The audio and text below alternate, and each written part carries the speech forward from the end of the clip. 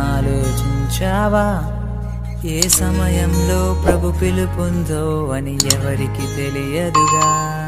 ఈ సమయమందే అంతా కనుమరుగైపోతే ఏ చోటికి నీవు వెళ్తావో అని ఆలోచించావా? ఈ సమయమందే అంతా విడిచి వెళ్ళవస్తే ఏ చోటికి నీవు వెళ్తావో అని మేలుకో సోదరి.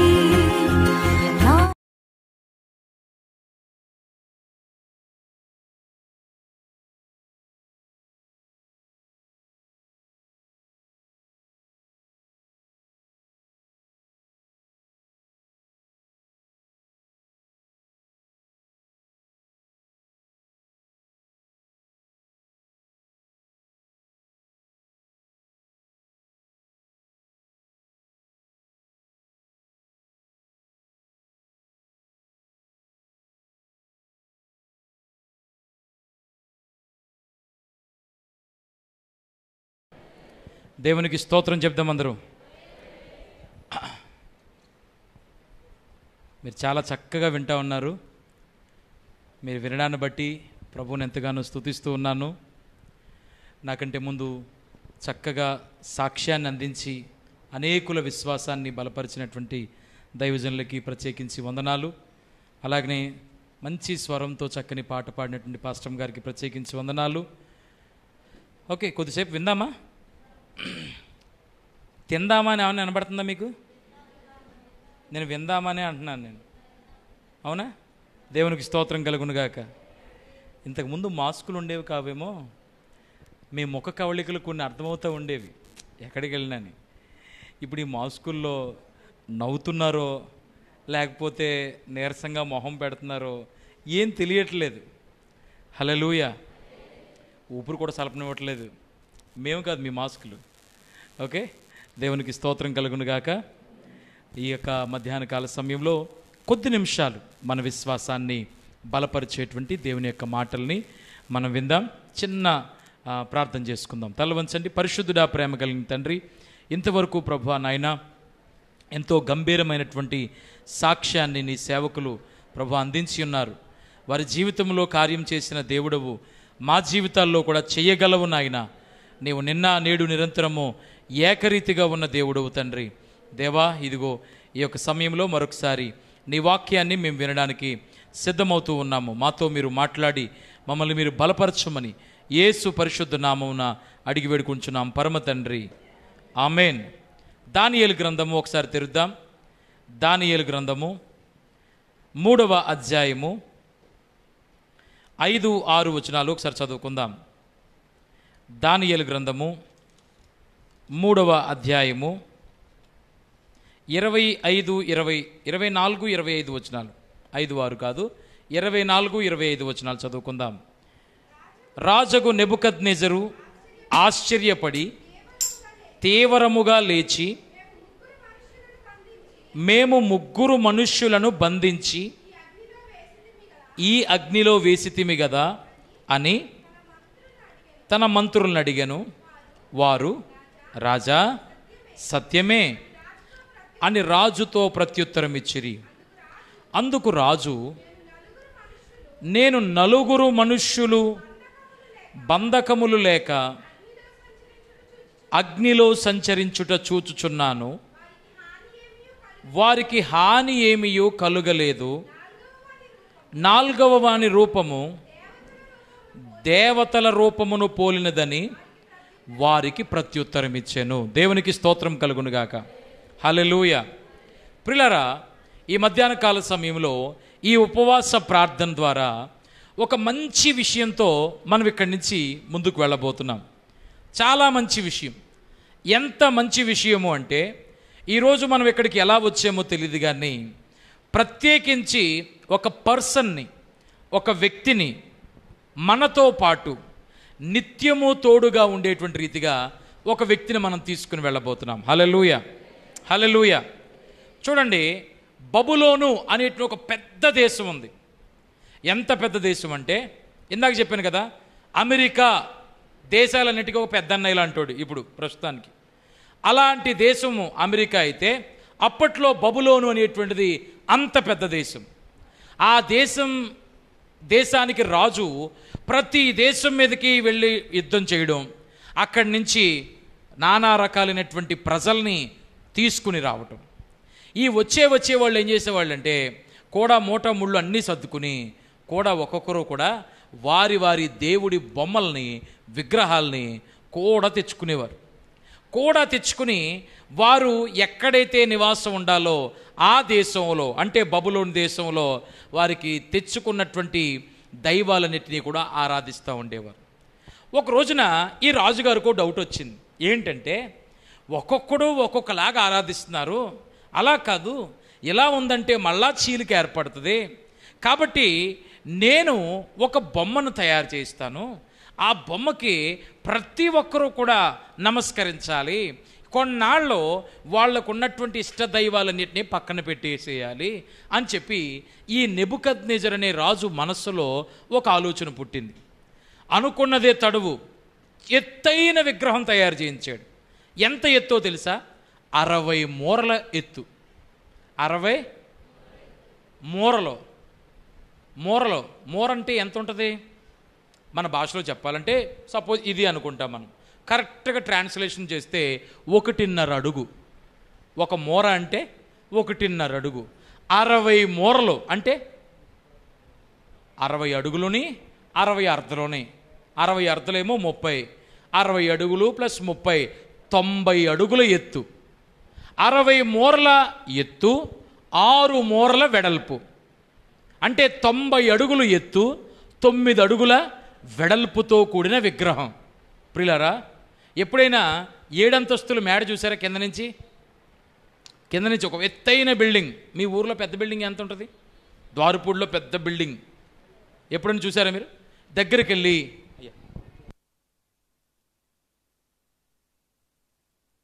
ఎత్తైన బిల్డింగ్ దగ్గరికి వెళ్ళి అయ్యో బాబోయ్ ఎంత ఎత్తుందో.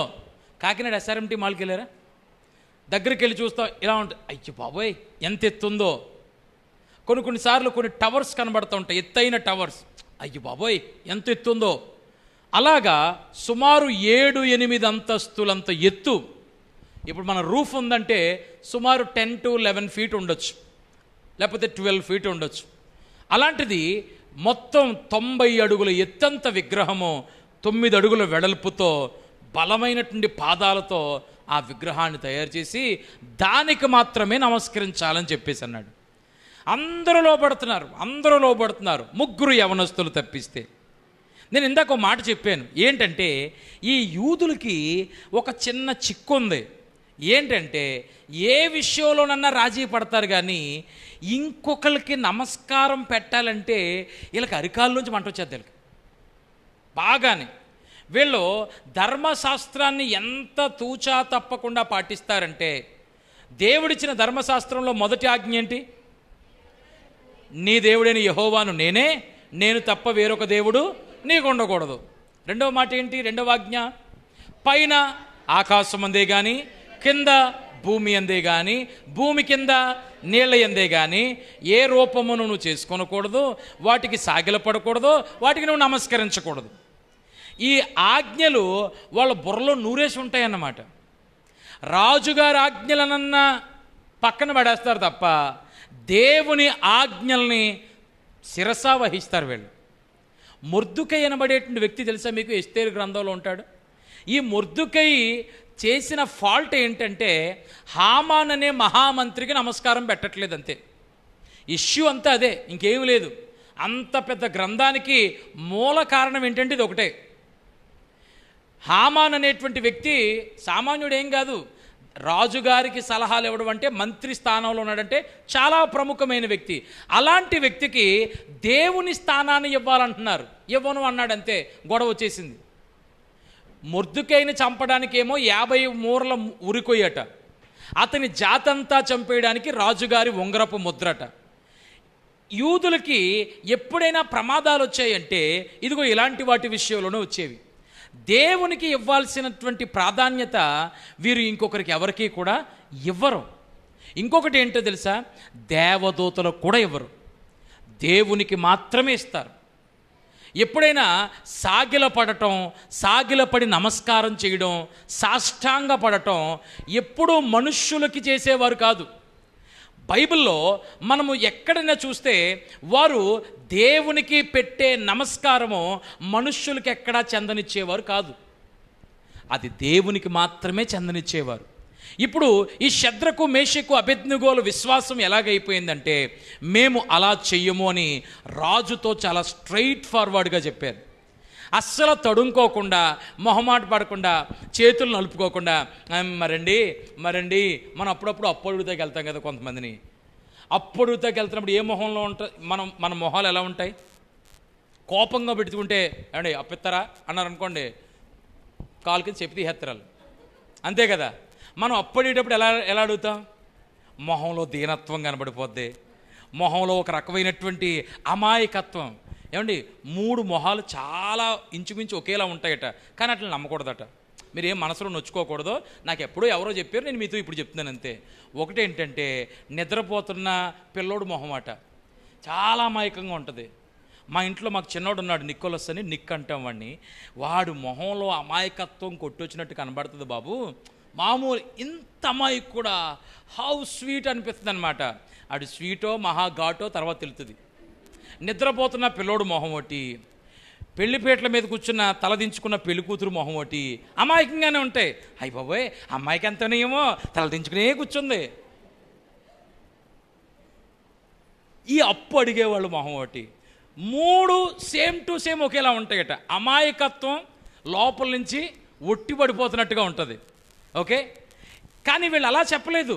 రాజుతో ఎలా ఉన్నారంటే చాలా కరాఖండిగా, పైగా ఏమంటారు తెలుసా, రాజా అని ఎక్కడ అనలేదు, లాస్ట్లో అంటారు. ముందే ఉన్నారు తెలుసా, నెబుకద్నెజరు. డైరెక్ట్ రాజుగారి పేరు పెట్టి రాజుగారి ముందే ఆయన మంత్రివర్గం అంతా కూర్చున్నప్పుడు ఆయన ఎదురుగుండా ఫేస్ టు ఫేస్ చూస్తూ అన్న స్టేట్మెంట్ ఒకసారి చదువుదామా? ఏమన్నాడు చూడండి, 3వ అధ్యాయము 17వ వచనం, 16వ వచనం చదువుకుందాం. శద్రకును, మేషకును, అబేద్నెగోయును రాజుతో ఇలాగు చెప్పిరు. ఏమని? నెబుకద్నెజరు. చాలు చాలు చాలు, వాళ్ళు మాట్లాడుతున్న మాట ఏంటి? నెబుకద్నెజరు. ప్రియులారా, ఇంత డైరెక్ట్ స్టేట్మెంట్లో వాళ్ళు మాట్లాడుతుంటుంటే రాజుకి కోపం కట్టలు తెంచుకుపోయింది. రాజుగారిలో 2 వీక్నెస్లు ఉంటాయి. ఆయనకి సంతోషం వచ్చినా తట్టుకోలేము, కోపం వచ్చినా తట్టుకోలేము. 2 ప్రమాదమే. సంతోషం వచ్చిందనుకోండి, చేతిలో ఏముంటే అది ఇచ్చేస్తాడు, ఒంటి మీద ఏముంటే అది ఇచ్చేస్తాడు, ఎంత గొప్ప వరమన్నా ఇచ్చేస్తాడు సంతోషం. అతనికి కోపం వచ్చిందనుకోండి, ఎంత సీరియస్ నిర్ణయం అయినా తీసేసుకుంటాడు, ఎంత ఘాతుకానికన్నా పాల్పడతాడు. అలాంటి పరిస్థితి రాజుకుంటుంది. అలాంటి రాజు ముందు వీరు ఇలా మాట్లాడేటప్పటికీ రాజుకి కోపం కట్టలు తెంచుకుని మండుచున్న అగ్నిగుండాన్ని 7 చేశాడు. వారు ఎక్కడ కనీసం దాంట్లోనికి వెళ్ళటానికి ఇష్టమే పడ్డారు తప్ప రాజీ పట్టడానికి ఎక్కడా వాళ్ళు ప్లాన్ చేయలేదు. అగ్నిగుండంలోకి వెళ్ళిపోయారు. అగ్నిగుండంలో వీళ్ళని విసిరిన వాళ్ళు చనిపోయారు.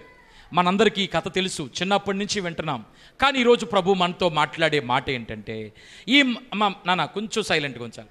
ఈ మండుచున్నటువంటి అగ్నిగుండంలోనికి త్రోయబడినటువంటి వారు 3, కానీ కనబడుతున్న వాళ్ళు 4. అందరూ చెప్పండి, తోయబడిన వాళ్ళు 3, కనబడుతున్న వాళ్ళు, మీరు మళ్ళీ చెప్పాలి, తోయబడిన వాళ్ళు, కనబడుతున్న వాళ్ళు 4. దేవునికి స్తోత్రం కలుగును గాక. ఒక గొప్ప దైవజనుడు స్టోరీ చెప్పాడు. ఐన్స్టీన్ అనేటిన ఒక మహామేధావి ఉన్నాడట. Einstein, father of the physics అంటారు అది. ఐన్స్టీన్ మహామేధావి. ఆయన పక్కన, ఆయన ఫ్లైట్లో వెళ్తున్నప్పుడట ఒక భారతీయుడు పక్కన కూర్చున్నాడట. అంటే మన ఇండియన్, మన భారతదేశానికి చెందిన ఒక ఆయన పక్కన కూర్చున్నాడట.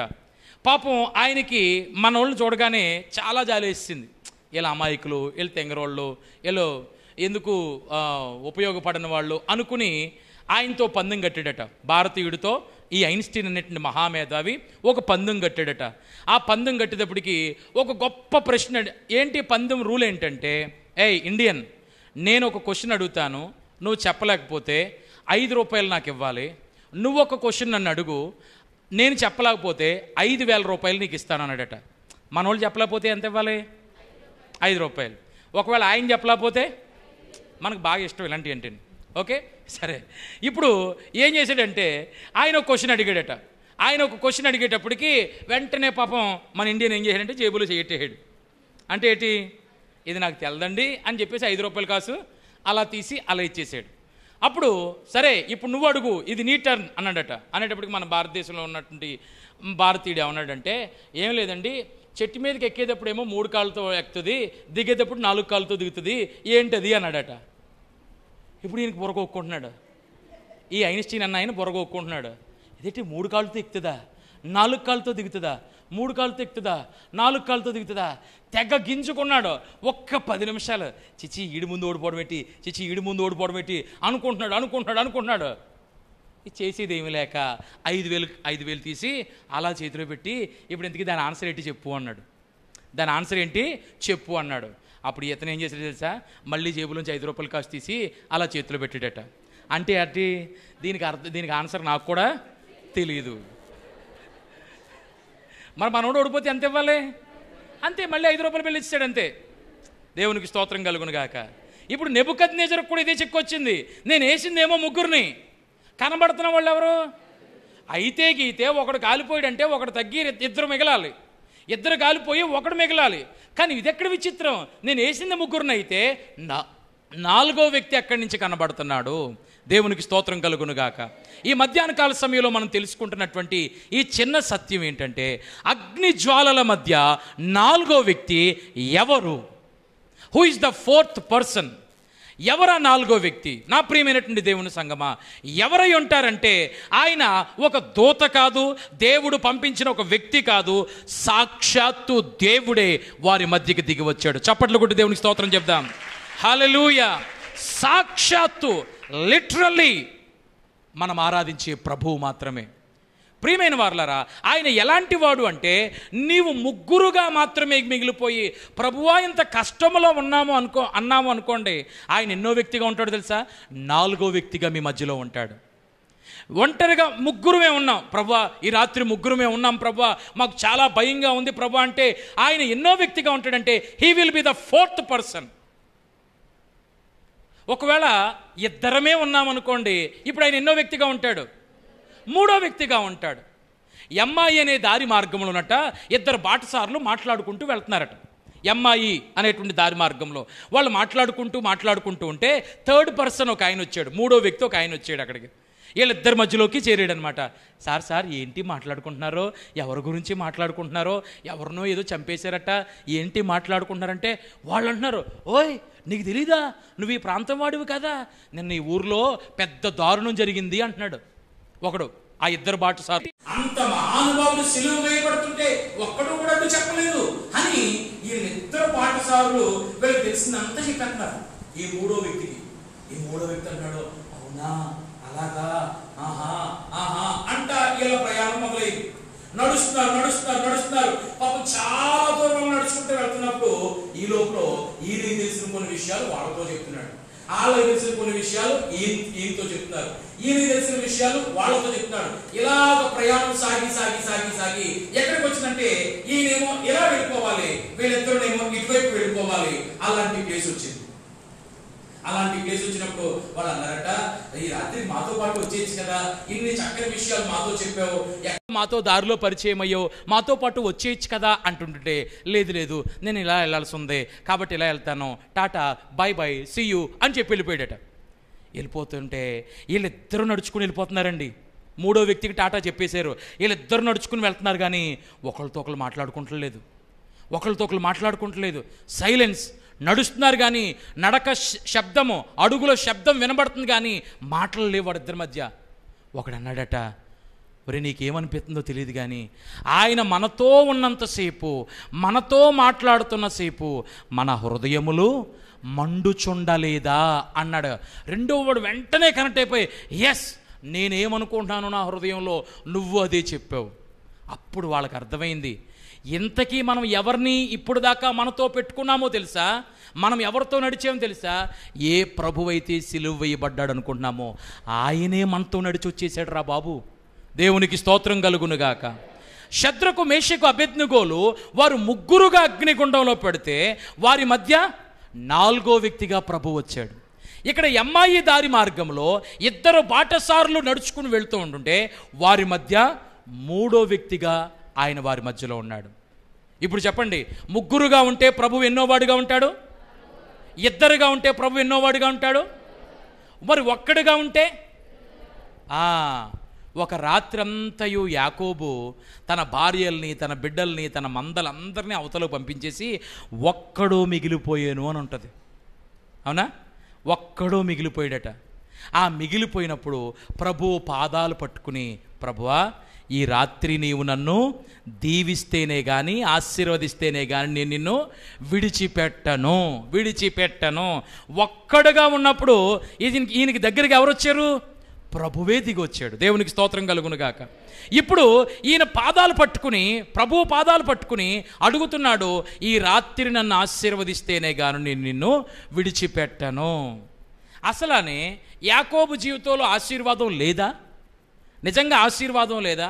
ఒకప్పుడు అదే దారిలో చేతిలో ఒక కర్ర, బుడ్డిలో కొంచెం నూనె పట్టుకుని బయలుదేరాడు. ఒక్కడు తన సొంత ఊరిని విడిచిపెట్టి అన్నకు భయపడి చేతిలో ఒక కర్ర, బుడ్డిలో కొంచెం నూనె తప్ప ఇంక ఏమీ లేదు. అలాంటి వాడు పెళ్లి చేసుకున్నాడు, బిడ్డల్ని కన్నాడు, పనివాళ్ళు ఉన్నారు, ఆస్తులు ఉన్నాయి. ఆ రోజుల్లో ఆస్తులు అంటే ఏంటి? ఇల్లు, పొలాలు, స్థలాలు ఈ కాదు, పశువుల మందలు, విస్తారమైన పశువుల మందలు ఉన్నాయి. వాటన్నిటినీ కాయడానికి రకరకాల కాపర్లు ఉన్నారు. ఎంత ఆశీర్వదించబడ్డాడు. ఒకప్పుడు చేతిలో ఏమీ లేదు, ఒక కర్ర తప్ప. ఈ రోజున అన్నీ వచ్చాయి. కానీ దేవుణ్ణి ఏమడుగుతున్నాడు? నన్ను ఆశీర్వదిస్తేనే కానీ నిన్ను విడిచిపెట్టను ప్రభువా. ఇవన్నీ అవసరం, కానీ ఇవే ఆశీర్వాదం కాదని తెలుసుకున్నాడు. ఇవన్నీ అవసరం. ఇవన్నీ ఎలా పెరిగాయో తను ఊరు వస్తున్నాడంటే భయం కూడా అలాగే పెరిగింది. అవునా? ఈ రోజున చాలామంది ఆస్తి బాగా పెరుగుతుంది, దాంతోపాటు భయం కూడా పెరుగుతుంది. అది ఆశీర్వాదం కాదు అని అర్థం. ఆశీర్వాదం గురించి అడుగుతూ ఏమంటాడంటే యాకోబు, ప్రభువా ఈ రాత్రి నన్ను దీవిస్తేనే కానీ నిన్ను విడిచిపెట్టను. రాత్రంతా అసలు ప్రభు మాట్లాడలేదు. నీకు ఓపుకున్నంతసేపు అరుచుకో, నేనేమీ చేయను అంటానే ఉన్నాడు ప్రభు. నాకు అర్థం కాని విషయం, ఏమీ చెయ్యను అని చెప్పడానికి అక్కడికి రావాలా? మరి అక్కడికి వచ్చాడు కదా, యాకోబు ఆయన కాళ్ళు పట్టుకున్నాడు కదా.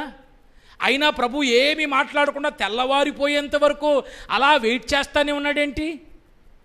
యాకోబు అనుకుంటున్నాడు ఆయన వచ్చిందే ఆశీర్వదించడానికి, పోయేంతవరకు అలా వెయిట్ చేస్తానే ఉన్నాడేంటి? యాకోబు అనుకుంటున్నాడు ఆయన వచ్చిందే ఆశీర్వదించడానికి, ఏమీ చేయంటే వదిలేస్తాను సింపుల్ కానీ వదలు తెల్లారిపోతున్న అబ్బాయి విడిచిపెట్టు అని ప్రభు నోట్లోంచి వచ్చేటప్పటికి అస్సలు నీవు నన్ను ఆశీర్వదిస్తేనే కానీ విడిచిపెట్టను. ఒక్క దెబ్బ కొట్టాడట. తొడ కూడు వసిలేను అని రాయబడుతుంది. ఆ తుంటి భాగము వసిలేను అంటే వసలడం అంటే మన భాషలో మనం అనుకుంటాం ఏదైతే కమిలిపోయిందేమో లేకపోతే గొప్ప వచ్చిందేమో అనుకుంటాం. కాదు, డిస్లొకేట్ అయిపోయింది. ఎముక అప్పుడప్పుడు పిల్లలు సైకిల్ మీద పడిపోయినప్పుడు బోన్ ఫ్రాక్చర్ అంటారు. ఏదో చిన్న క్రాక్ లాంటిది వచ్చిన ఫ్రాక్చర్ కింద చూడొచ్చు. ఫ్రాక్చర్ వేరు, డిస్లొకేట్ అయిపోవడం వేరు. ఇక్కడ సపోజ్ ఇది గూడు ఉదాహరణకి, అలాంటిది ఇక్కడ ఒక గూడు ఉంటుంది, ఇది ఒక గూడు, ఇది ఒక జాయింట్, ఇది ఒక జాయింట్. ఇప్పుడు ఇక్కడ చిన్న దెబ్బ తగలడం వేరు, ఈ గూడులో చెప్పు బయటకు వచ్చేయడం వేరు. జరిగింది ఏంటంటే గూడు వసేను అంటే లోపల డిస్లొకేట్ అయిపోయింది, పక్కకు వచ్చేసింది. ఎంత బాధ ఉంటుంది. ఆ బాధలో సైతం నీవు నన్ను ఆశీర్వదిస్తేనే కానీ నేను నిన్ను పోనివ్వను. అప్పుడు ప్రభు అడిగాడు, నీ పేరేంటి? దేవునికి పేరు తెలీదా? తెలుసు, యాకోబు అని చెప్పాడు. ఇక మీదట నీ పేరు ఇశ్రాయేలు. అక్కడి నుండి పరిశుద్ధ గ్రంథం అంతా చూడండి, ఆయన పిల్లల పేర్లు చెప్పాలంటే ఇశ్రాయేలు కుమారులు అంటానే వచ్చాడు. యాకోబు గురించి పర్సనల్ గా చెప్తున్నప్పుడు ప్రవక్తల గ్రంథాల్లో యాకోబు ఒకడు మగసిరి గలవాడై పోరాడినని చెప్పాడు. కానీ అక్కడ ఆయన పిల్లల గురించి చెప్పాలంటే మాత్రం ఇశ్రాయేలు కుమారులు అంటూ చెప్పుకుంటూనే వచ్చాడు. సో ఇక్కడ మనం చూస్తున్నాము, ముగ్గురుగా ఉన్నప్పుడు అగ్నిగుండంలో 4వ వ్యక్తిగా ఉన్నాడు. 2గా ఎమ్మాయి దారిలో ఉన్నప్పుడు మూడో వ్యక్తిగా ఉన్నాడు. యాకోబు ఒక్కడిగా ఉన్నప్పుడు రెండో వ్యక్తిగా ఉన్నాడు. ఈ యొక్క మధ్యాహ్న కాల సమయంలో నీ కుటుంబంలో 5గురుగా మీరు ఉన్నారనుకో, 6 వ్యక్తిగా దేవుడు మన మధ్యలో ఉన్నాడు. దేవుడికి స్తోత్రం కలుగునుగాక. మన సంఘంలో ఇక్కడ ఒక 200 మందిగా మనం ఇక్కడ ఉన్నాం అనుకోండి, మన ప్రభు 201వ వ్యక్తిగా మన మధ్య ఉంటాడు. దేవుడికి స్తోత్రం కలుగునుగాక. ఒకసారి గట్టిగా చప్పట్లు కొట్టి దేవుడికి స్తోత్రం కలుగునుగాక. హల్లెలూయా, హల్లెలూయా. ప్రియులారా, ఇప్పుడు ఒకసారి ఆలోచన చేద్దాం. అలాంటిది ఈయన ఆ అగ్ని జ్వాలల మధ్యలోనికి రావడానికి గల కారణం ఏంటి? ఆయన అగ్ని జ్వాలలోనికి రావాలా? సాధారణంగా శత్రుకు మేషకు అబేద్నెగో టైంలో మనం ఉంటే మనం ఇలా ఎక్స్పెక్ట్ చేద్దామేమో, ఏంటంటే ప్రభువా మేము విశ్వాసంతో ఉన్నాం ప్రభువా, ఆ అగ్నిగుండంలో పడేసరికి పెద్ద వర్షం వచ్చి అగ్ని అంతా ఆగిపోదు ప్రభువా, మనం ఇలా కోరుకుందామేమో. ఏమో చేయాలి? మీరంత వర్షం గురించి చెప్తారు, కొంచెం గట్టిగా చెప్పండి. పెద్ద వర్షం వచ్చేసి అగ్గినంతా చల్లటి, నువ్వు గొప్ప దేవుడు ప్రభు అందులో ఉన్నాను. ఎందుకు అక్కడ అగ్ని చల్లారిపోయిందా? లేదు, ఇంకా 7 పెరిగింది. అగ్ని చల్లారలేదు, కానీ ప్రభువు వారి మధ్యకు వచ్చాడు. దేవుడికి స్తోత్రం కలుగునుగాక. హల్లెలూయా. యెషయా గ్రంథము 43వ అధ్యాయము 2వ వచనంలో ఒక మాట చెప్తాం. ఆయన ఎందుకు వచ్చాడో రాయబడతా ఉంది. యెషయా గ్రంథము 43వ అధ్యాయము 2వ వచనం, నీవు జలములలో పడి దాటినప్పుడు నీకు తోడై ఉంటాను, నదులలో పడి వెళ్తున్నప్పుడు అవి నీ మీద పొర్లి పారవు, నీవు అగ్ని మధ్య నడిచినప్పుడు కాలిపోవు. దేవునికి స్తోత్రం కలుగునుగాక. నీవు అగ్ని మధ్య నడిచినప్పుడు కాలిపోవు. అందులో చెప్పండి, కాలిపోవు. దేవునికి స్తోత్రం కలుగునుగాక. హల్లెలూయా, హల్లెలూయా. అగ్ని మధ్య నడిచినప్పుడు మామూలు చెప్తారు, అగ్ని మధ్య నడిచినప్పుడు కాలిపోమంటారా కాలిపోమంటారా? గట్టిగా చెప్పండి. ఒక రోజు పెళ్లిలో ఒక ఆయన పాట పాడతారు అన్నాడు. పాపం అప్పటికే పెళ్లిలో మంచి ఆర్కెస్ట్రా వాళ్ళకి ఇలాంటి కమ్మలు పెట్టుకుని మంచి మంచి పాటలు పాడుతాం. ఎందుకు అంటే పాప వాళ్ళైతే పెళ్లి పాటలు సరిగ్గా పాడతారు, వాళ్ళు కొంచెం ప్రిపేర్డ్గా ఉంటారు కాబట్టి పెళ్లి పాటలు ఇలాంటివన్నీ ఏ ఫంక్షన్ తగినట్టుగా ఆ ఫంక్షన్కి రెడీగా ఉంటారు. మనం ఏంటంటే స్మార్ట్ ఫోన్లో పాడాల్సిన పాటలు కొంచెం పెళ్లిలో పాడాలి, అన్ని దేవుడి పాటలు అనుకుంటాం మనం. పాపం చాలా సేపు నుంచి ఒక ఆయన పుస్తకం పట్టుకుని నేను పాట పాడతాను అన్నాడు. సర్లే పాపం తినేస్తానని చెప్పేసి ఆ పాటలు పాడడానికి వచ్చిన సింగర్ కొంచెం పక్కన కూర్చుంటే ఇప్పుడు నేను మైక్ సరి చేసుకుని అని చెప్పేసి 3 నాళ్ళ ముచ్చట కోసం ఈ మనిషి పడే తపన చూడరా అని మొదలెట్టాడు. అక్కడ జరుగుతుంది ఏంటి? పెళ్లి. ఆ పెళ్లికి పాటకి సంబంధం ఉందా? ఒక రకంగా చెప్తే సంబంధం ఉన్నట్టుగానే అనిపిస్తుంది, అవునా? ఏమంటే అక్కడ జరుగుతున్న పెళ్లి గురించి ఈయన పాడుతున్న పాట 3 నాళ్ళ ముచ్చట కోసం మనిషి పడే తపన అంటే నిజంగా ఇది అంత 3 నాళ్ళ ముచ్చట్రా, ఎంత కంగారు పడిపోతారా అన్న భావం వచ్చినా పాడుతాడు ప్రియమైన వాళ్ళ. కాబట్టి ఇప్పుడు చెప్పండి, మీరు రాలిపోవన్నారా కాలిపోవన్నారా? అగ్నిలో నువ్వు నడిచినప్పుడు అందరూ చెప్పండి, అగ్నిలో నీవు నడిచినప్పుడు కాలిపోవు. చెప్పండి, కాలిపోవు. ఈ మాటను మనకి చెప్తున్నప్పుడు మనము ఇది జరిగినప్పుడు అని భావించాలి. ఇలాగ జరుగుతున్నప్పుడు ఇలాంటి పరిస్థితి ఎదురైనప్పుడు అని దీన్ని స్వీకరించాలి తప్ప ఇలాంటి పరిస్థితిని కల్పించుకునే ప్రయత్నం చేయకూడదు. అర్థమవుతుందా? కల్పించుకునే ప్రయత్నం ఏంటంటే దేవుణ్ణి శోధించడం. కల్పించుకునే ప్రయత్నం ఏంటి? దేవుణ్ణి శోధించడం. మీరు నా నామమును రక్షింపబడినప్పుడు ఈ సూచక క్రియలు కనబడతాయి. ఏంటది? పాములను ఎత్తి పట్టుకుందురు అన్నాడు. ఒక ఆయన ఏం చెప్తాడంటే దేవుడు అలా చెప్పాడు కదండి అని రోజు సచ్చిలో పాము వేసుకొచ్చేస్తాడు. ఏంటి? పాములు ఎత్తి పట్టుకుందురు. మొన్న ఈ మధ్యలో ఒక ఆయన ఎవరో రాఖీ కట్టారు, పాము 2 పాములు కలిపి ఒక రాఖీ కట్టించాడు. అలా ఇంట్లో వచ్చారు. పాపం ఒక దానికి కట్టేసినప్పుడు బాగా సంతోషంగా ఉంది, 2వ దానికి కూడా కట్టేసినప్పుడు మరి ఏమనుకుందో, నాకు కట్టేసి దానికి కట్టేస్తాం ఏమనుకుందేటో వచ్చి కలిసి చచ్చిపోయాడు. ప్రియమైన వాళ్ళారా, దేవుని శోధించే పనులు చేసి నువ్వే కాపాడుతున్నావు కదా ప్రభా, నువ్వే కాపాడుతున్నావు. నో, నీ మీద అలాంటి ప్రయోగం జరిగినప్పుడు, మరణకరమైనది ఏది తాగినో అది నీకు ఎంత మాత్రం కూడా హాని చేయదు అన్నాడంటే కూడా బాటిల్ పెట్టుకుని తాగడం కాదు. అలాంటి ప్రయోగం ఎవరైనా చేస్తే సాధు సుందర్ సింగ్ అనే గొప్ప దైవజనుడి గురించట ఎన్నిసార్లు విష ప్రయోగం చేసేవాడు, చంపాడని. కానీ ఆయన తినేసి, ఆహారం తినేసి చక్కగా ఆరోగ్యకరంగా వెళ్ళి దేవుని సేవ జరిగించేసేవాడు. దేవునికి స్తోత్రం కలుగును గాక. హల్లెలూయా. ఆయన కుటుంబ సభ్యులు చెప్పిన మాటలు. ఆయన కుటుంబ సభ్యులు ఒకనొక సమయంలో ఆయన మేనత్త ఒక ఆమె మన ప్రాంతానికి వచ్చినప్పుడు ఆమె చెప్తున్న మాటలు నేను విన్నాను డైరెక్ట్ గా. మేము లిటరల్ గా ఫుడ్ పాయిజన్ చేసాము.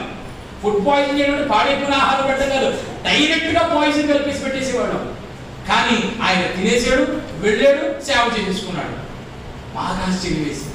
సో ఈ మాటలు మనం ఎలా స్వీకరించాలి అంటే, సమయం వచ్చినప్పుడు మన మీద సాతాను లాంటి దాడి జరిగించినప్పుడు దేవుడు మనల్ని కాపాడేవాడు. ఎందుకు అగ్ని జ్వాలల మధ్యలోనికి ప్రభువే దిగి వచ్చాడు అని అంటే, ఒకటి ఆయన యెషయా గ్రంథంలో వాగ్దానం ఇచ్చాడు కాబట్టి, ఆయన తన వాక్యంలో వాగ్దానం చేసేవాడు కాబట్టి. ఒక మాట చెప్తాను, ఈ లోకంలో ఎంతో మంది వాగ్దానాలు చేస్తారు, ఆ వాగ్దానాలు వాళ్ళు మర్చిపోతారు, మనం మర్చిపోతాం. కానీ వాగ్దానం చేసి మరువని వాడు ఎవరైనా ఉన్నారు అంటే మనం ఆరాధించే దేవుడు. దేవునికి స్తోత్రం కలుగును గాక. హల్లెలూయా. హెబ్రీయులకు రాసిన పత్రిక 10వ అధ్యాయము 23వ వచనం అందరికీ తెలిసిన మాట. హెబ్రీయులకు రాసిన పత్రిక 10వ అధ్యాయము 23వ వచనం. చాలు, వాగ్దానము చేసిన వాడు నమ్మదగిన వాడు. ఆయన ఏదైతే వాగ్దానం ఇచ్చాడో ఆయన చాలా నమ్మకస్తుడు. దేవునికి స్తోత్రం కలుగును గాక. హల్లెలూయా. వాగ్దానం అంటే ఏంటి? ఎప్పుడైనా వాగ్దానం మీరు పొందుకున్నారా? ఎప్పుడైనా వాగ్దానాన్ని మీరు ఈ సంవత్సరం మీకంటూ వాగ్దానాన్ని ఏదైనా స్వీకరించారా? ఒకసారి చేసి చూపించండి. ఎప్పుడు స్వీకరించారు? జనవరి 1 అదే డిసెంబర్ 31 రాత్రినేనా? ఓకే, ఏదైనా ఒకటే. ఓకే, అవునా? స్వీకరించారా? మీకు అది గుర్తుందా? నేను చెప్తాను. అంటే మీరు మంచోడు, మీరు చాలా మంచి గాడు సంఘర్షణ నిజంగా చాలా మంచోడు. మీరు అంత జాగ్రత్తగా నా సంఘంలో జరిగిన స్టోరీ చెప్తున్నాను. మా ఊర్లో ఒక ఆవిడ ఏం చేస్తుందంటే ఎంతసేపు బైబిల్లోనే పెట్టుకుంటున్న వాగ్దానం, కానీ నేను తెల్లవాడు అదేంటో తెలీదు, కానీ బైబిల్లోనే పెడుతుంది. అంటే అలా పెడితేనే జరుగుతుందేమో ఆవిడ నమ్మకం అనమాట. చిన్నప్పుడు పుస్తకాల్లోని నెమలేకలు పెట్టుకునేవాడు. ఎందు గురించి? పిల్లలు పుడతాయని. నెమలేకలకే పిల్లలు పుడతాయని. అలాగా కొంతమంది వాగ్దానాన్ని బైబిల్లోనే పెడతారు, కొంతమంది బైబిల్లో అస్సలు పెట్టరు, వీళ్ళు బీరువాలో పెడతారు. వీళ్ళు ఎక్కడ పెడతారు? బీరువాలో పెడతారు. కొంతమంది బీరువాలో పెట్టరు, బైబిల్లో పెట్టరు, కుమ్మం మీద అంటిస్తారు. కొంతమంది తలుపు మీద అంటిస్తూ ఉంటారు. వాగ్దానం ఏంట్రా బాబు అంటే, అదిగో తలుపు మీద చూసుకోండి, అదిగో బైబిల్ చూసుకోండి, అదిగో బైబిల్ చూసుకోండి అంటారు తప్ప వాగ్దానము అనేటువంటిది నిన్ను దేవుడు దీవించడానికి, ఆ ఆశీర్వాదంతో నిన్ను నింపబోతున్నాడు అని చెప్పడానికి ఆయన ఇచ్చినటువంటి ముంగుర్తు. దేవునికి స్తోత్రం కలుగును గాక. హల్లెలూయా. కొంతమంది వాగ్దానం తీసుకునేటప్పుడు ప్రార్థన చేస్తారు నిజంగానే. 10th క్లాస్ రిజల్ట్ వచ్చేటప్పుడు కూడా ప్రార్థన చేయరు. ఎంత బాగా ప్రార్థన చేస్తారు, ఈ సంవత్సరంతో తెప్పలు మొత్తం అన్ని వదులుకోవాలి ప్రభా, అలాంటి వాగ్దానం వచ్చేది అయినా, అలాంటి వాగ్దానం వచ్చేది ప్రభా అని చెప్పేసి మొత్తాన్ని ఏం చేస్తారంటే కరెక్ట్గా అయ్యారు మీరు చదవండి, అయ్యారు మీరు చదవండి. మాకు ఎంత శోధనో ఆ రోజు రాత్రి. మొత్తానికి అయ్యారు చేద్దాం, అమ్మ మంచి వాగ్దానం వచ్చింది, మంచిదేనండి మంచిదేనండి అంటే మీరు కదమ్మా, మా సంగతులు చెప్తాను. ఓకే, ఎలా ఉంటుందంటే పాప ఒక దాంట్లో కొంతమంది చదువులకి మేము ఏదంటే అదే నమ్మేస్తారు. కొంతమంది వాళ్ళకి ఎంత మంది వచ్చిందో, వాళ్ళకి ఎంత మంచిది వచ్చిందో అంటే ఏంటి? ఈ వాగ్దానం వీళ్ళకి సంబంధించింది కాదనుకుంటున్నారు. ఇది మాకు సంబంధించింది కాదు, ఇది వాళ్ళకి వెళ్ళాలి, వాళ్ళు మాకు రావాలి. ప్రభా ఏదో కొంచెం మారిపోయినట్టు చూడు ప్రభా, నా బాక్స్ వాళ్ళకి వెళ్ళిపోయింది, ఆ బాక్స్ నాకు వచ్చేసింది అన్నట్టు, నా వాగ్దానం వాళ్ళకి వెళ్ళిపోయింది, ఆ వాగ్దానం నాకు వచ్చేసింది అన్న ఫీలింగ్లో ఉంటారు కొంతమంది. అంటే బాగుందండి కొంతమంది అనమాట, దాన్ని విశ్లేషిస్తూ ఉంటారు. బాగుందండి గారండి ఇప్పుడు తీసుకొచ్చా అండి, నచ్చలేదు మనకి. ఎందుకని వాగ్దానం మనకి ఎక్కడో లోపల అది చదివితే ఎలా ఉండాలంటే, నీకు విరోధముగా రూపించబడిన ఏ ఆయుధంలో వర్ధిల్లదు. నాయన నాకు పక్కనే ఉంది ప్రభా, నా ఇంటి పక్కనే ఉంది ప్రభా, ఎంత శోధించేస్తుందో ప్రభా, ఈ సంవత్సరంతో దాన్ని కేడు కొంతమందికి దేవునికి స్తోత్రం కలుగుతుందిగా. ఇలాంటి వాగ్దానం వచ్చేసి ఉంటే నువ్వు అప్పు ఇచ్చును కానీ అప్పు చెయ్యి. Yes lord, you are there lord. భూదిగంతముల వరకు నాకు సాక్షులై ఉందురు. సాక్షులుగా మనకు అర్థం కాదు కొన్ని వాగ్దానాలు. అర్థం కాక ఇప్పుడు అయ్యగారు మా దగ్గర పెద్ద మా నాన్నగారి దగ్గర వస్తారు. మా నాన్నగారి దగ్గర ఎవరన్నా ఇంకో వాగ్దానం మైకిచ్చి కూడా వేస్తానంటారు. ఎదురు మాకు మైక్ ఉంటుంది కదా, ఆయన మైకిచ్చి కూడా వేస్తానంటారు. అప్పుడు అలా ఏం చెప్తానంటే నెక్స్ట్ పక్కన మా నాన్నగారి పక్కన నేను ఉంటాను, బాబు బాబు తెలుగు బాబు అంకుల్ గారికి ఇంకో వాగ్దానం పుట్టిదే ఈవిడ కోసమే. అంకుల్ గారికి అంకుల్ గారు వస్తారు కదా, అంకుల్ గారికి బాబుకి బాబే కదా, అసలు తాత కాదు కదా, బాబు అయితే వచ్చి తీసుకోమనండి అంటాను నేను. ఆ పేరు ప్రియమైన వాళ్ళారా ఆలోచించండి. వాగ్దానం అనేటువంటిది ఎంత గొప్పది అంటే యోసేపుకు దేవుడు ఒక రోజు వాగ్దానం చేశాడు. ఆ వాగ్దానంలో ఒక కల రూపంలో వచ్చిన వాగ్దానము తన పన మధ్యలో నిలబడింది. తన అన్నగారుల పనులన్నీ కూడా చుట్టూ ఉన్నాయి. ఆ పనులన్నీ యోసేపు పనకి నమస్కారం పెడుతున్నాయి. ఇది నెరవేరడానికి 13 సంవత్సరాలు పట్టింది తెలుసా. ఆ రోజు యోసేపుకి అర్థం కాలేదు ఆ వాగ్దానం ఏంటో, అన్నగారులకి కూడా అర్థం కాలేదు. అది నెరవేర్చబడటానికి ఇట్ టుక్ 13 years, 13 సంవత్సరాల సమయం పట్టింది. ఈ 13 సంవత్సరాల్లో ఎన్నో మార్పులు చేర్పులు జరిగిపోయాయి. ఏంటా మార్పులు చేర్పులు?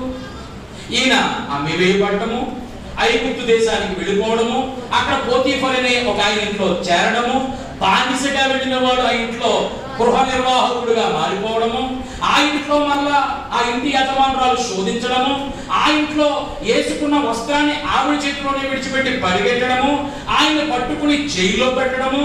జైల్లో కూడా కొన్ని లెవెల్స్ ఉంటాయి తెలుసా. జైల్లో అందరూ నేరం చేసిన వాళ్ళు ఉంటారు. జైల్లోనట నాకు తెలిసిన ఒక దైవజనుడు చెప్పాడు, అందులో కూడా కొన్ని డిగ్రీస్ ఉంటాయి జైల్లో ఖైదీల్లో.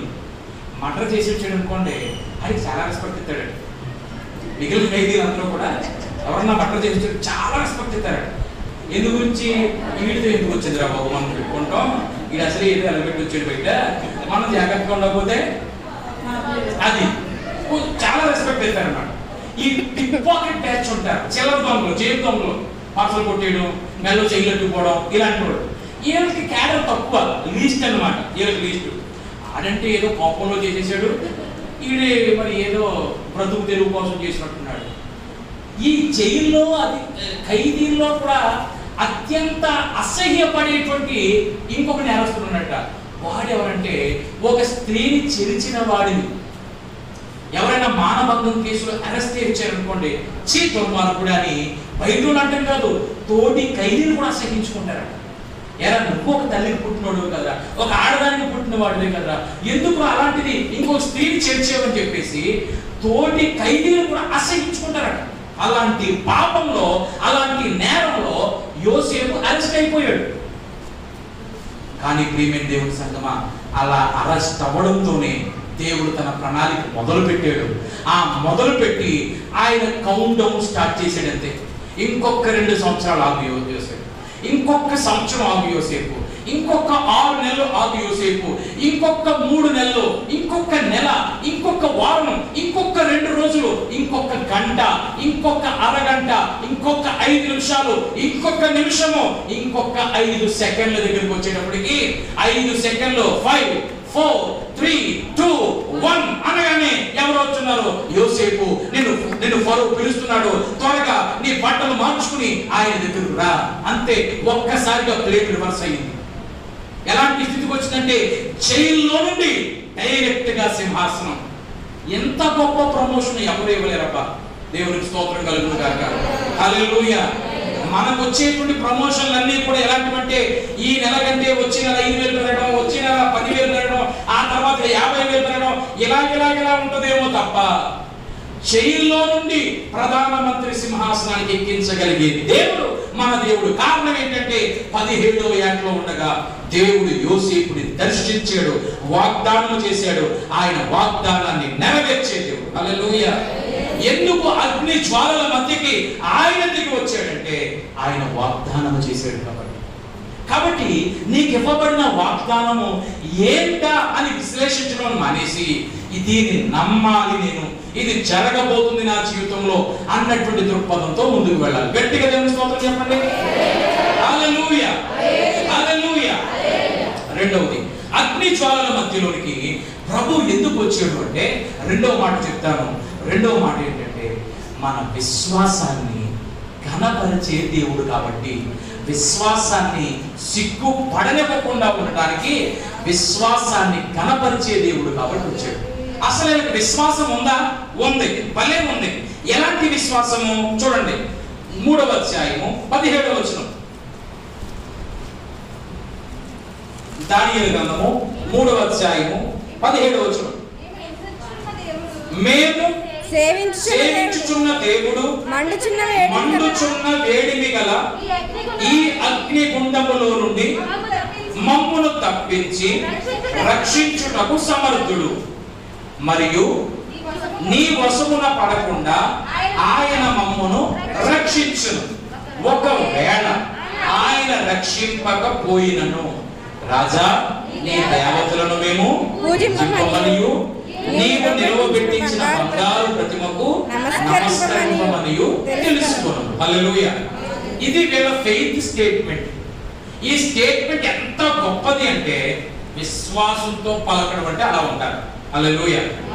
ఏంటి వీళ్ళ విశ్వాసం అంటే రాజా మేము సేవించుచున్న దేవుడు మండుచున్న వేడిమి గల ఈ అగ్ని గుండములో నుండి రక్షించుటకు సమర్థుడు. హల్లెలూయా.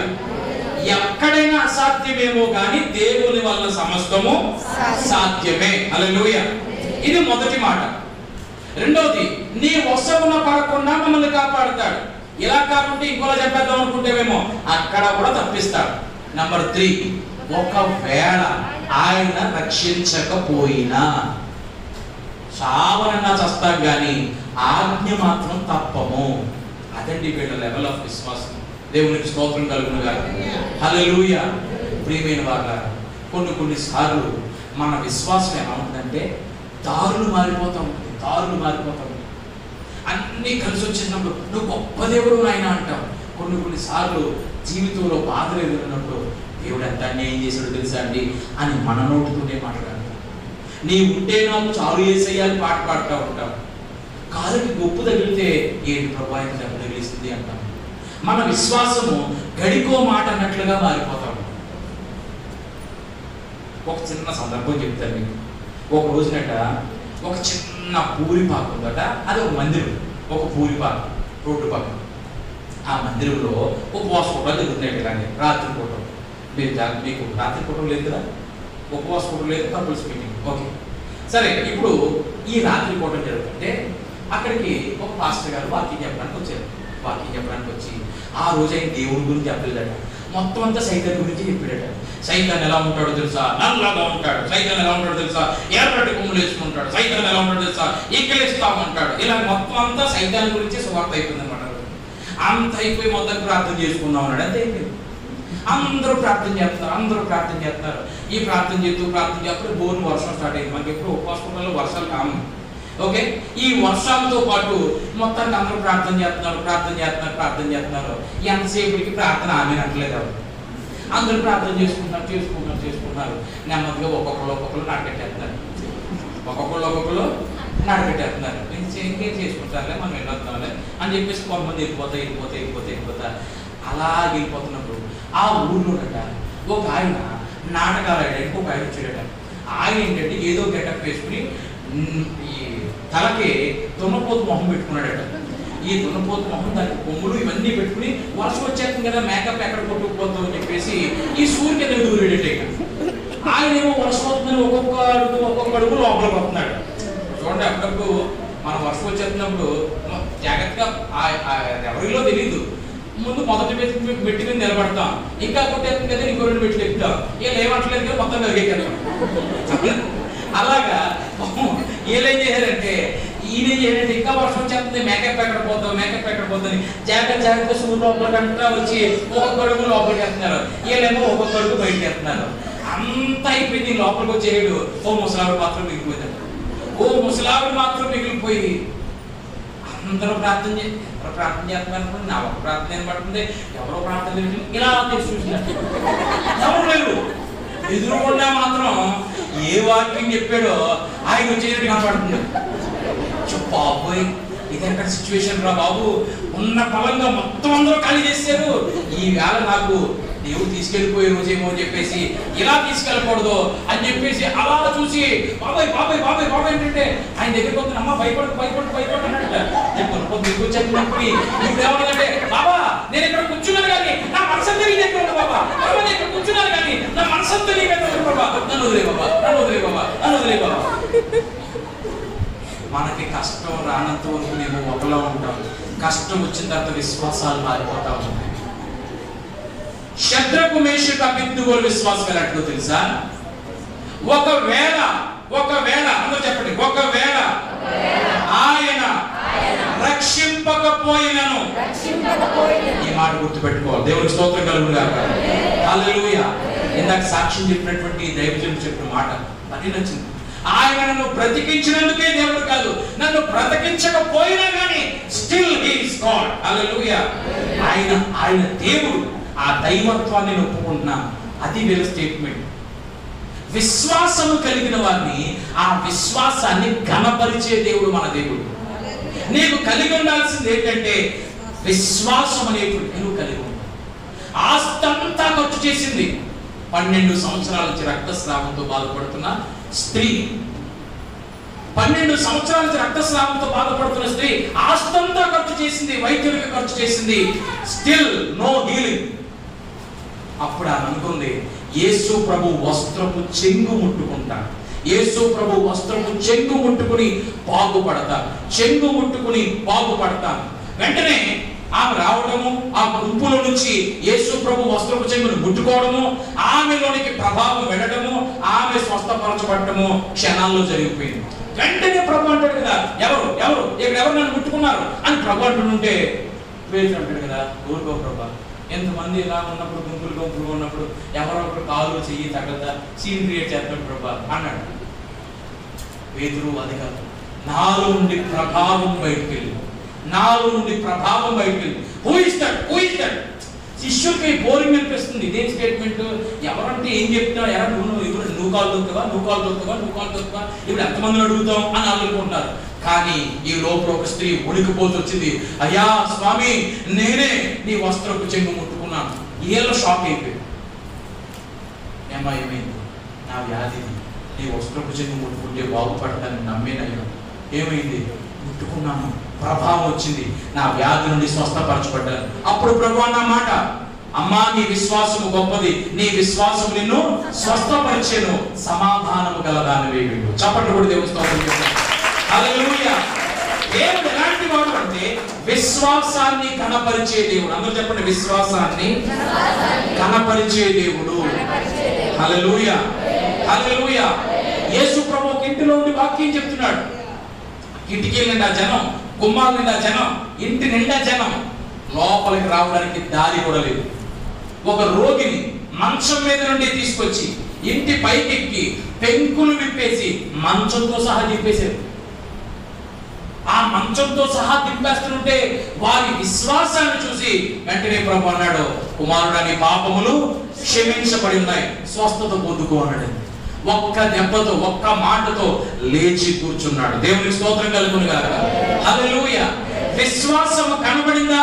ఆ విశ్వాసాన్ని కనపరిచే దేవుడు మన దేవుడు. పిల్లరా, ఇక్కడ ఒక చిన్న క్లారిటీ మనకు కావాలి. నేను విశ్వాసంగా ఉందామని అనుకుంటున్నానండి, కానీ కొన్నిసార్లు నాలోనికి అవిశ్వాసం వచ్చేస్తుంది. మా నాన్నగారు 3 సంవత్సరాల క్రితం ఒక భయంకరమైనటువంటి బలహీనతకి గురయ్యారు. ఆయనకి దేహంలో బ్లడ్ పర్సంటేజ్ ఎంతకు వస్తుందంటే 3 పాయింట్స్ వచ్చింది. సాధారణంగా ఒక మగతనికి 12 నుండి 15 పాయింట్స్ ఉండాలి హెచ్పి, ఒక స్త్రీకి 10 నుండి 12 ఉండాలి. కానీ మా నాన్నగారికి 3 పాయింట్లో పడుతుంది. వీకెస్ట్ ఆఫ్ ద వీకెస్ట్ అనమాట. అంత నీరసం అయిపోయాయి. గబగబా మేము ఎవరో ఒకరి సజెషన్ మేరకు కాకినాడ హోప్ హాస్పిటల్కి తీసుకుని వెళ్ళాము. ఆ హాస్పిటల్ పేరు చూస్తేనే మాకు కొంచెం హోప్ వస్తుంది. ఆ హాస్పిటల్ పేరే హోప్, అంటే నిరీక్షణ. సరే అని చెప్పేసి తీసుకుని వెళ్ళాం. అక్కడ డాక్టర్ ఒక ఆయన ఉన్నాడు. ఆయన మొత్తం ఎండోస్కోపీ చేశాడు, కొట్టం పరీక్ష అంటారు కదా, ఆ లోపలికి కొట్టం పంపించాడు. నేను పక్కనే ఉన్నాను. ఆ స్క్రీన్ మీద మొత్తం చూపిస్తున్నాడు. మీ నాన్నగారు లివర్ మొత్తం పాడైపోయిందండి, గట్టిగా అయితే ఒక 4 రోజులు బ్రతుకుతారండి, మహా గట్టిగా అయితే ఒక 3 నెలలు బ్రతుకుతారండి, డ్యామేజ్ అయిపోయిందండి, ఇప్పుడు లివర్ మార్చాలన్నా కానీ 30 లక్షలు ఖర్చు అవుతుంది, మీరు పెట్టుకుంటారంటే నేను రెడీ చేయాలి. సింపుల్గా చెప్పాడు. నాకు అర్థం కాలేదు. మా పక్కన మా నాన్నగారు అదే వింటున్నారు, ఒక పక్కన బాధపడుతున్నారు, వింటున్నారు. అయిపోయింది. అక్కడ మేము వారం రోజులు ఉన్నాం. ఆయనలో ఈ మాట్లాడడం ఇంకా నేర్చుకొస్తుంది, జాగ్రత్తగా ఇంటికి తీసుకొస్తుంది. మా ఇంట్లో ఒక 5 చట్టిపిల్లలు ఉన్నారు. అప్పుడు ఇంకా ఇద్దరే. ఆ ఇద్దరు చట్టిపిల్లలు వచ్చి తాతయ్య తాతయ్య తాతయ్య తాతయ్య తాతయ్య అని ఆడటం మొదలుపెట్టారు. ఇప్పుడు దేవుని రూపం బట్టి 3వ సంవత్సరం మరింత ఆరోగ్యంతో దేవుడు మా నాన్నగారిని దేవుడు నింపాడు. దేవుడికి స్తోత్రం కలుగుతుంది. డాక్టర్లు చెప్పింది తప్ప లేదు, రైటే. డాక్టర్లు అబద్ధం చెప్పలేదు, నిజమే చెప్పారు. ఇలా జరుగుద్ది అని చెప్పారు. వాస్తవానికి అలా జరగాలి, కానీ దేవుడు అలా జరగలేదు. విశ్వాసము అద్భుతాన్ని సృష్టిస్తున్నప్పుడు రిపోర్ట్స్ అవిశ్వాసాన్ని కలుగు చేస్తాయి. అర్థమవుతుందా? విశ్వాసమేమో అద్భుతాన్ని సృష్టించగలదు, అద్భుతాలు చేయగలదు. కానీ మన మనసులోనికి అపవాదం ఏం చేస్తాడంటే అవిశ్వాసానికి సంబంధించినటువంటి ఇన్ఫర్మేషన్ మన దగ్గర తీసుకొస్తాడు. ఇప్పుడు కొన్నిసార్లు మన దగ్గర కొంతమంది బంధువులు వస్తారు. ఏమంటారు తెలుసా, ఈ మధ్యలో ఈ పక్కన లాగుతుందిరా అన్నాం అనుకున్నాడు. ఇక్కడ పక్కన లాగుతుందా, ఇంటి దగ్గర లాగుతుందా, మన మా ఊర్లో సాగుతారు గారు అబ్బాయికి ఇలాగే పాపం ఇలాగే 70 లక్షలు ఖర్చు పెట్టారు, 6 రోజులు బతికారు, 5 లక్షలు పెట్టారు అనుకో. ఇప్పుడు మనకి ఎలా ఉంటుంది అంటే నాకు లాగేమంటే నేను కూడా ఏం చేసుకోవాలి, నేను కూడా ఇల్లు సగ్గు పెట్టుకోవాలి అన్న భావం. అంటే మన విశ్వాసాన్ని ఎంత మాత్రం కూడా పెరగనివ్వకుండా ఒక ఫాల్స్ స్టేట్మెంట్, అంటే అవిశ్వాసపు సంగతులను, అవిశ్వాసపు మాటలని అపవాది మనలోకి ఇంజెక్షన్ ఇస్తా ఉంటాడు. కాబట్టి ప్రతి ఒక్కరి మాటను మనం తీసుకోవాల్సిన అవసరత లేదు. నీలో విశ్వాసం ఉందా, అది చెరిగిపోకుండా నువ్వు ఎప్పటికప్పుడు కాపాడుకోవాలి. దేవుని స్తోత్రం కలుగుతుంది. హల్లెలూయా చెప్పండి, హల్లెలూయా. ఇంకా సూటిగా చెప్తారు.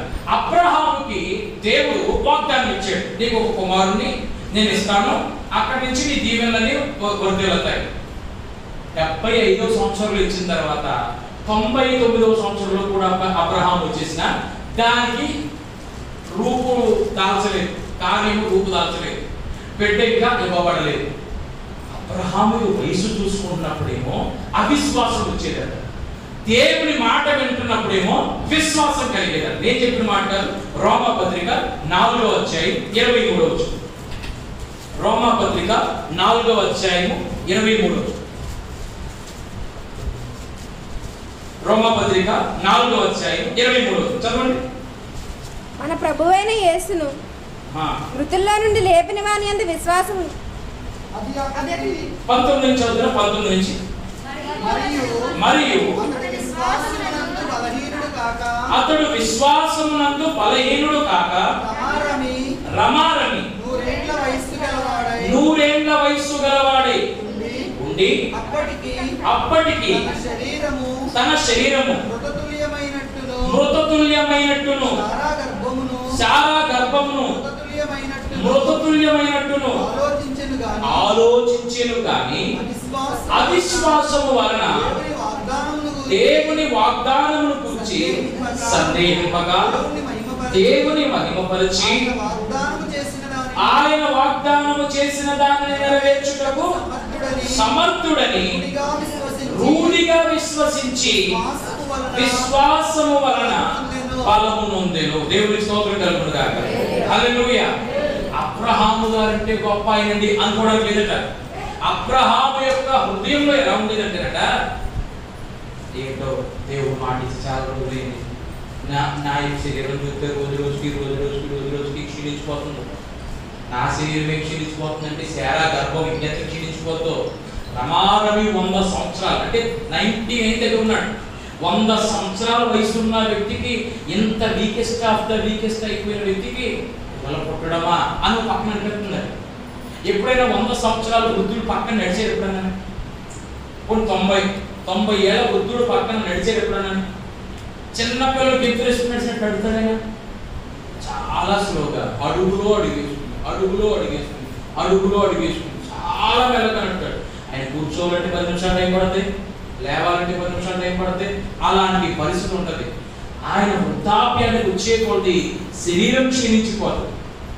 ఎప్పుడైనా చిన్న పిల్లల అలాంటి చంటి బిడ్డల బొక్కలు కొట్టుకుని నా బుజ్జి తల్లి, నా బంగారు తల్లి అని బొక్కలు గట్టిగా పెడతామా. ఎప్పుడైనా 90 ఏళ్ళు మా అమ్మ దగ్గరికి వెళ్ళి నీ బొక్కలు ఎంత బాగుంటాయో ఎప్పుడు ఇలా చేయాలి దొరికైతే చేయనట్టుంది అనిపిస్తుంది. అఫ్కోర్స్ మనందరం ఆ స్థితికి వెళ్తాం, ఖచ్చితంగా వెళ్తాం. ఇప్పుడు అబ్రహాంకి ఏమనిపిస్తుందంటే ఈ శరీరంలో దేవుడు అద్భుతం చేయగలదా అని డౌట్ వస్తుంది. శరీరాన్ని చూసుకుంటేనేమో అవిశ్వాసం కలుగుతుంది. శరీరాన్ని కాకుండా దేవుడిచ్చిన వాగ్దానం వైపు చూస్తుంటే, దేవుని మాట వైపు చూస్తుంటే అది మామూలు మాట, దేవుడి మాట ఎలాగైనా జరుగుతుంది అన్న విశ్వాసం వస్తుంది. కాబట్టి శరీరాన్ని నమ్ముకోవడం కంటే దేవుడి మాటను నమ్ముకోవడం మీరని ఇంకా అక్కడి నుంచి నువ్వు చేస్తావు ప్రభువా అని నమ్మేసినట. అదే అతని విశ్వాసం. గట్టిగా చెప్పడం కూడా దేవుడు హల్లెలూయా. కాబట్టి ప్రియమైన వాళ్ళారా, మనం ఎప్పుడు ఏది జ్ఞాపకం చేసుకోవాలంటే ఆయన మన విశ్వాసాన్ని ఘనపరిచే దేవుడు, మన విశ్వాసాన్ని సిగ్గుపడనిచ్చేవాడు కానే కాదు.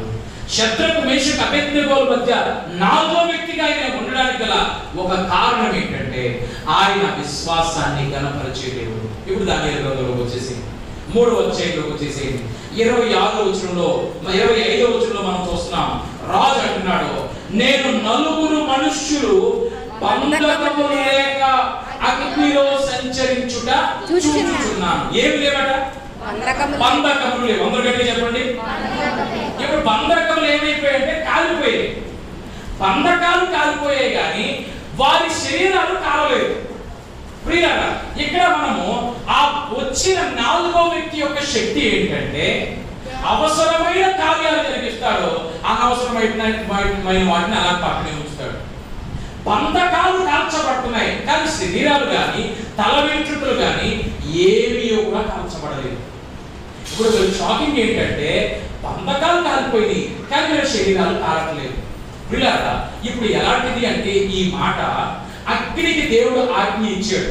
నింగి, నేల, నీరు, నిప్పు, ఈ పంచభూతాలు ఏం చెప్పాను? 4 చెప్పానా? నింగి, నేల, నీరు, నిప్పు, గాలి, ఈ 5 పంచభూతాలు ఆయన మాటకు లోబడవలసింది తప్ప అవి చెప్పినట్టు దేవుడు లోబడేవాడు కాదు. ఆయన అగ్నికి ఆజ్ఞ ఇచ్చాడు, అగ్ని నీ పొలంలో కొంచెం చల్లార్చు, ఆ బంధకాలు మాత్రమే తెంపబడాలి. అలా సాధ్యమవుద్దా అండి? అంటే అంత సింపుల్ గా చెప్పేది అలా సాధ్యమవుతుంది. గిద్యోను అనే ఆయన దేవుడికి ఒక రోజు టెస్ట్ పెట్టాడండి. దేవుడు అంటాడు, నువ్వే న్యాయాధిపతివి. ప్రభా, నువ్వే అలా చెప్తే ప్రభా ఒకటి అడుగుతున్నాను, ఈ గొర్రె బొచ్చును పెడుతున్నాను ఈ మైదానంలో, రాత్రంతా మైదానం అంతా మంచుతో తడవాలి, ఈ గొర్రె బొచ్చు మాత్రం పొడిగా ఉండాలి. ఓకే అన్నాడు దేవుడు సింపుల్ గా. రాత్రంతా మైదానము మంచుతో తడిసింది, గొర్రె బొచ్చు మాత్రం పొడిగా ఉంది. ప్రభా నాకు ఇంకా ధైర్యం చాలలేదు, ఇంకో మాట్లాడుతుంది ప్రభా. ఏంటి? రాత్రంతా మంచు కురవాలి, మైదానం పొడిగా ఉండాలి, గొర్రె బొచ్చు మాత్రమే తడవాలి. అదెంత పని? సింపుల్. ఓకే అన్నాడు. అంతే, గొర్రె బొచ్చు మాత్రమే తడిసింది, మిగిలిన మైదానం అంతా పొడిగా ఉంది. అగ్నితో దేవుడు మాట ఇచ్చుంటాడు, అగ్ని వారి బంధకాలు కాల్చి ఓకే ప్రభా, వారి శరీరానికి ఏం జరగకూడదు సుమా, ఓకే ప్రభా. అంతే. ఎలా ఉంటుందంటే ఇదిగో నువ్వు ఏమన్నా ఎక్స్ట్రా చేస్తావేమో, నేను అక్కడికి వస్తున్నాను అన్నాడు దేవుడు. అంతే. ప్రభా నువ్వు వస్తున్నావా? అయితే ఇంకా ఒడి దగ్గర పని చేస్తాను ప్రభా. ఇప్పుడు ప్రతి పోలీస్ స్టేషన్లో ఎస్ఐ గారికి ఒక మంచి కుర్చీ ఉంటుంది, ఎస్ఐ గారికి ఒక మంచి కుర్చీ ఉంటుంది. కానిస్టేబుల్ గారు లేకపోతే ఇంకొక రైటర్కి వాళ్ళకి వేరే వేరే కుర్చీలు ఉంటాయి. మామూలుగా ఎవరైనా కంప్లైంట్ ఇవ్వడానికి వెళ్ళినప్పుడు బల్ల అవతల మామూలు కుర్చీలు ఉంటాయి. ఇది ఎస్ఐ గారి కుర్చీ, మర్చిపోకూడదు. ఎవరి కుర్చీ? ఎస్ఐ గారి కుర్చీ. ఇప్పుడు ఈ పోలీస్ స్టేషన్కి ఎస్పీ గారు వస్తున్నారు అనుకో, ఎస్పీ గారు అంటే జిల్లాకు ఒక ఆయన ఉంటాడు, ఆయన వస్తాడు అనుకో. ఇప్పుడు ఎస్పీ గారు వచ్చి కానిస్టేబుల్ గారు కుర్చీలో కూర్చుంటాడా? కంప్లైంట్ ఇచ్చేవాడు కుర్చీలో కూర్చుంటాడా? ఈ కుర్చీలో కూర్చుంటాడా? ఎస్ఐ గారు లేచి నిలబడాలి. ఆయన ఉన్నంతసేపు సార్ అని చెప్పి సెల్యూట్ చేసి నా సీట్లో కూర్చోండి సార్ అని చెప్పేసి ఆయనకి ఆ కుర్చీ ఇచ్చేసి ఆ కొద్దిసేపు ఎస్ఐ గారు ఎలా ఉండాలంటే ఎస్పీ గారి చేతులు కట్టుకుని ఉండాలి. అగ్నిని సృష్టించిన వాడు ఆయన మధ్యలోనికే, ఆ అగ్ని మధ్యలోనికి ఆయన వస్తున్నప్పుడు అగ్ని ప్రభా ఎలా చెప్తే అలా చేస్తాను ప్రభా అని చెప్పి ఆ కొద్దిసేపు వారి బంధకములను తెప్పి, అంటే ఆయన ఎలాంటి వాడు అంటే నీకు అవసరమైన కార్యాన్ని జరిగించి అనవసరమైన వాటిని పక్కన ఉంచగలిగే దేవుడు. దేవునికి స్తోత్రం కలుగునుగాక. హల్లెలూయా. కొద్దిసేపు ఎలా వచ్చాడు అంటే అక్కడికి ఆ 4వ వ్యక్తిగా ఆయన ఎలా వచ్చాడు అంటే ఒక సామాన్యమైనటువంటి ఆఫీస్ దగ్గరికి ఆ కంపెనీ CEO వస్తే ఆ సామాన్యమైన ఆఫీసులో అధికారి ఎలాగైతే లేచి నిలబడాలో అగ్ని అలాగ కొద్దిసేపు అయిపోయింది. అందు గురించి యేసయ్య గారు ఒక చక్కని పాట రాశారు. అగ్ని బలము చల్లారేనే, శత్రు సమూహము అల్లాడేనే. అగ్ని బలము చల్లారేనే, శత్రు సమూహము అల్లాడేనే. నా హృదయాన కొలువైన యేసయ్యా, నా అణువణువు నిన్నే ప్రస్తుతించెనే కీర్తనీయుడా. నా హృదయార్పణతో ప్రణమిల్లెదనే నీ సన్నిధిలో పూజారుడా. చెప్పగలమా? అగ్ని ఏడంతలై మండుచుండెనను, అగ్ని జ్వాలలు తాకలేదులే. నీ ప్రియుల దేహాలలో అగ్ని ఏడంతలై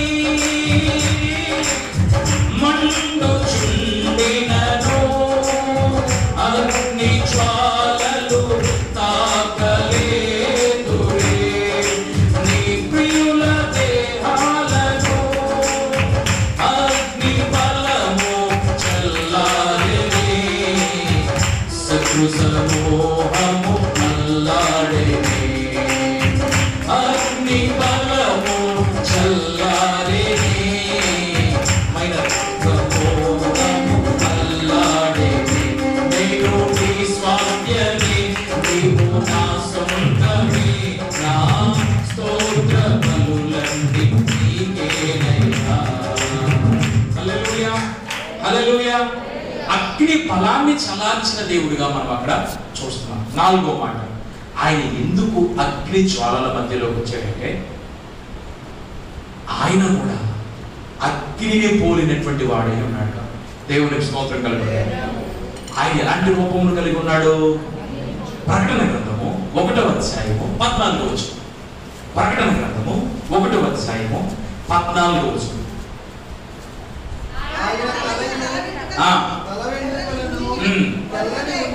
తెల్లని ఉండిని పోలి ఉన్నవి ఉండెను. ఆయన నేత్రములు అగ్ని అగ్ని జ్వాలల వలె ఉండెను. ఆయన పాదములు కొలిమిలో పుటము వేయబడి మెరయుచున్న అపరంజితో సమానమై ఉండెను. చాలండి చాలు. ఆయన నేత్రములు ఎలా ఉన్నాయట? అగ్ని జ్వాలలు. గుర్తుపెట్టుకోవాలి, ఆయన నేత్రములు ఎలా ఉన్నాయట? అగ్ని జ్వాలలు. రెండవ చెప్తాను. బాప్తిస్మం ఇచ్చి యోహాన్ అంటాడు కదా, బాప్తిస్మం ఇచ్చి యోహాన్ అంటాడు, నేను మీకు నీటిలో బాప్తిస్మం ఇస్తున్నాను కానీ నా వెనక వచ్చేవాడు నాకంటే శక్తిమంతుడు, ఆయన అగ్నిలోను పరిశుద్ధాత్మలోను మీకు బాప్తిస్మం ఇస్తాడు. హల్లెలూయా, హల్లెలూయా. ఇప్పుడు ఇంకో మాట చెప్తాను. పెంతెకోస్తు పండుగ జరుగుతుంది. 50 మంది యూదులు ప్రపంచ నలుమూల నుంచి ఆ పండుగకు వచ్చారు. 120 మంది మాత్రం మేడగదిలో ఉండి ఆరాధన చేస్తున్నారు, ప్రార్థన చేస్తున్నారు. మన భాష ప్రార్థన చేసుకుంటున్నారు. ఆ గోళాలే ఈల గోళాలే అన్నట్టుగా ఉంది. పైన మేడగదిలో ప్రార్థన, కింద పండగ. కింద పండగ అంటే ఎలా ఉంటుంది? మామూలుగా ఉండదు, సెట్టింగ్లు ఎదిరిపోతాయి, కళ్ళు మిరిమిట్లు గొలిపించే సూపర్ సూపర్ దృశ్యాలు ఉంటాయి. ఇంక ఇటువైపు నుంచి మనస్సు తీసేయలేము, అటువైపు మనస్సు పెట్టలేము. కానీ వాళ్ళు ఏక మనస్సుతో ప్రార్థన చేస్తున్నారు.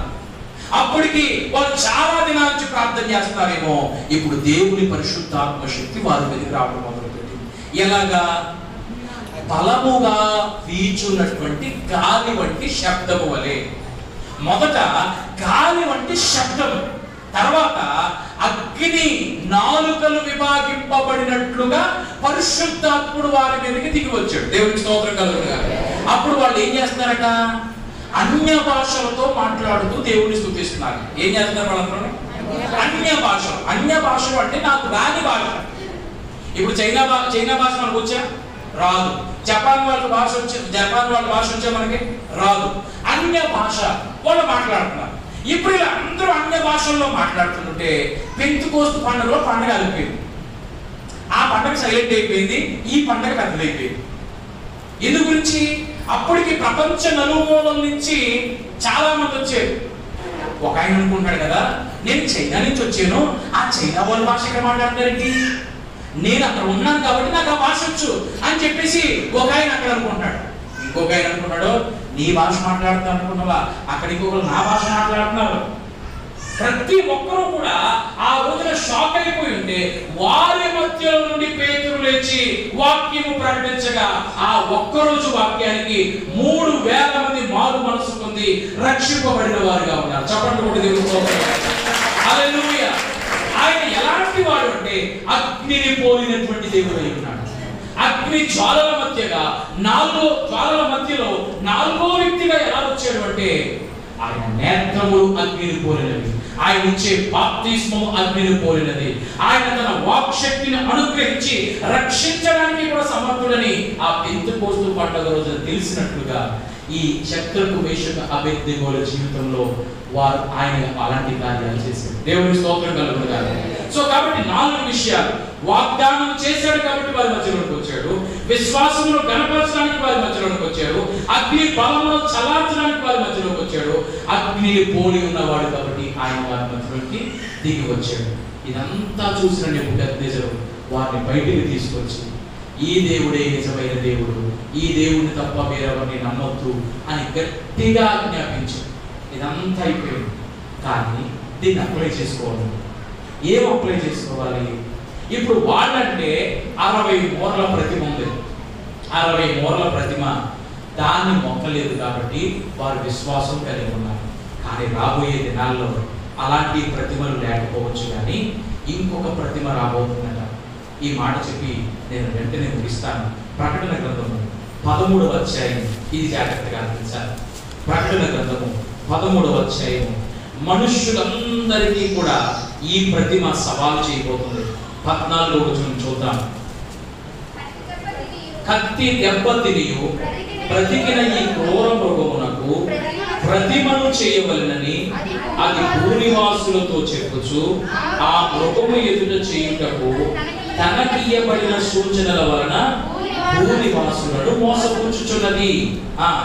మరియు ఆ మృగము యొక్క ప్రతిమ మాట్లాడినట్టును ఆ మృగము యొక్క ప్రతిమకు నమస్కారము చేయని వారిని హతము చేయనట్లును ఆ మృగము యొక్క ప్రతిమకు ప్రాణమిచ్చుటకై దానికి అధికారం ఇవ్వబడిను. కాగా కొద్దివారు గాని గొప్పవారు గాని ధనికులు గాని దరిద్రులు గాని స్వతంత్రులు గాని దాసులు గాని అందరూ తమ కుడి చేతి మీదనైనను తమ నొసటి యందైనను ముద్ర వేయించుకున్నట్లును ఆ ముద్ర అనగా ఆ మృగము పేరైనను దాని పేరుని సంఖ్య అయినను గలవాడు తప్ప క్రయ విక్రయములు చేయుటకు మరి ఎవరికి అధికారము లేకున్నట్లు అది వారిని బలవంతము చేయుచున్నది.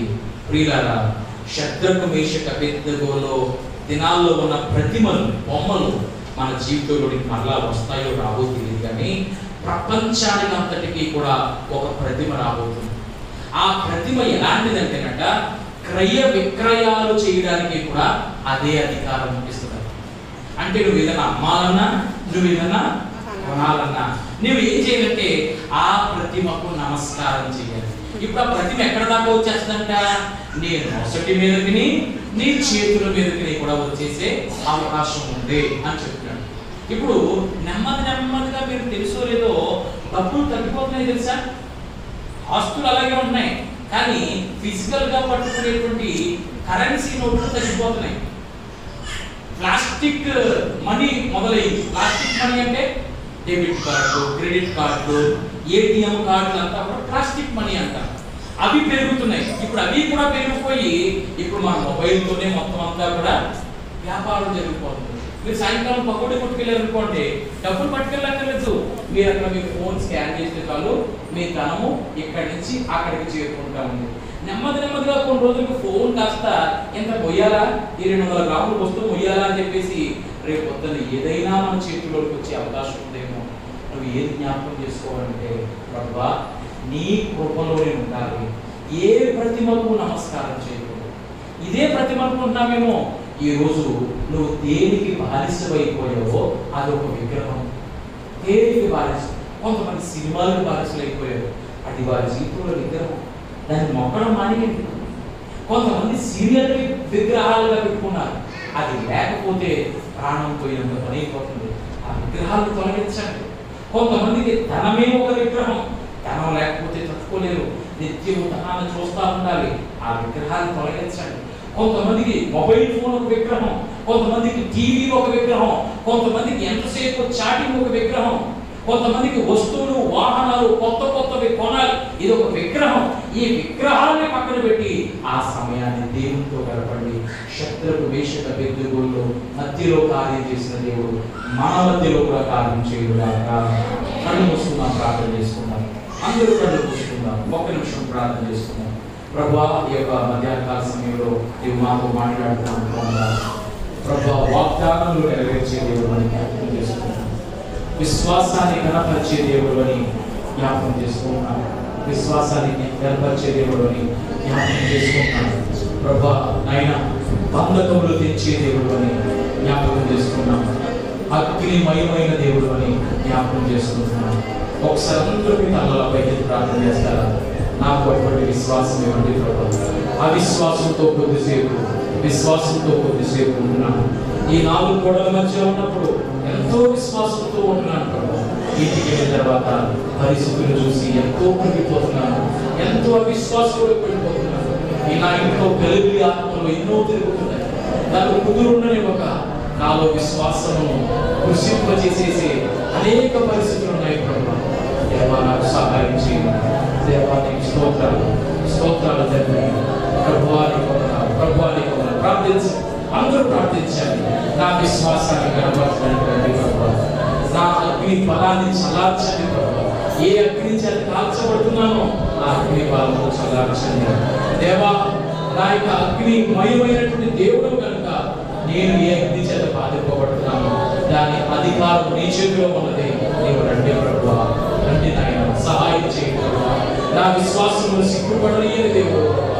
నేను అవిశ్వాసనే చేసిన అపరాధాలు క్షమించండి తండ్రి. మధ్యాహ్న కాల సమయంలో అగ్ని జ్వాలల మధ్యలో 4వ వ్యక్తిగా ఉన్నావు, ఎమ్మాయి దారిలో 3వ వ్యక్తిగా ఉన్నావు, యాకోబు దగ్గర 2వ వ్యక్తిగా ఉన్నావు. ఈ సమయంలో నేను సంఘంలో ఉన్నాను, నాతో నేను ఉండండి ప్రభువా. ఇక్కడి నుంచి నేను వెళ్తున్నప్పుడు ఒంటరిగా వచ్చేనేమో, ఒంటరిగా వెళ్ళట్లేదు, నిన్ను కలిగి నేను వెళ్తున్నాను. ఎందుకనగా ప్రభువా, నా ప్రియ యేసు నాకు లేరు ఎవరు నీలా ప్రేమించేవారు. తల్లి తండ్రి బంధువులు నన్ను విడిచిపోయినా విడువనని నాకు వాగ్దానమిచ్చావు. తల్లి తండ్రి బంధువులు నన్ను విడిచిపోయినా విడువనని నాకు వాగ్దానమిచ్చావు. ఎంతో లోతైనది నీ ప్రేమ, నిన్ను విడిచినే బ్రతుకలేను. ఎంతో లోతైనది నీ ప్రేమ, నిన్ను విడిచినే బ్రతుకలేను. అందరూ చూద్దామా? ఈ లోకంలో జీవించెదను నీ కొరకే